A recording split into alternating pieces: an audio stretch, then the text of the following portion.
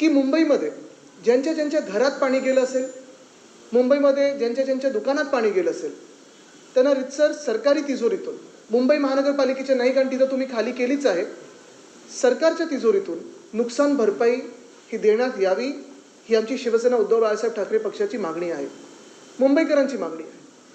कारण कालचा जो गोंधळ उडाला हा काही नुसतं पावसामुळे नाही, तर सरकारचं अपयश जे मुंबई महानगरपालिका गेले 3 वर्ष मुख्यमंत्री कार्यालयातून चालतं, नगरविकास खाते ह्या कार्यालयातून चालतं.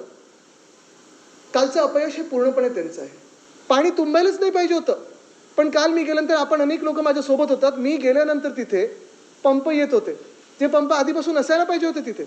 नंतर आपल्या तिथे उभं राहिल्यानंतर 15 मिनिटांनंतर डिझेल आलं आणि डिझेल भरायला सुरू झालं होतं आणि मग डिवॉटरिंग सुरू झालं होतं. एकंदर प्रशासन आहे तरी का या राज्यामध्ये? सरकार तरी आहे का? कारण सरकार आणि प्रशासन आपण पाहतो, शासन प्रशासन दोन्ही मजा मस्तीत व्यस्त आहे, पण कुठेही काम होताना दिसत नाही. ब्रिज कॅन्डी जसं झालं, नरिमन पॉईंट झालं, काल आपण पाहतोय मंत्रालय झालं, हिंदमाता झालं, अनेक ठिकाणी पाणी असं तुंबलं होतं जिथे आधी कधी तुंबायचं नाही. आणि मग ह्याला नेमकं जबाबदार कोण? तर मी अर्थातच भ्रष्टनाथ शिंदे ह्यांना जबाबदार धरीनच, कारण त्यांचा भ्रष्टाचार हा सगळीकडे दिसायला लागलेला आहे. जी मुंबई महानगरपालिका आम्ही अनेक कामं करायचो तरी देखील FD 92,000 कोटीपर्यंत मुंबईकरांचे वाचून ठेवले होते वेगळ्या वेगळ्या प्रोजेक्टसाठी, ती तुझे तुम्ही खाली केली. 2.5 लाख कोटीचा डेफिसिट निर्माण केलेला आहे. हा पैसा गेला कुठे ह्याचं उत्तर देणार तरी कोण? हे भाजपाने देणं गरजेचं आहे.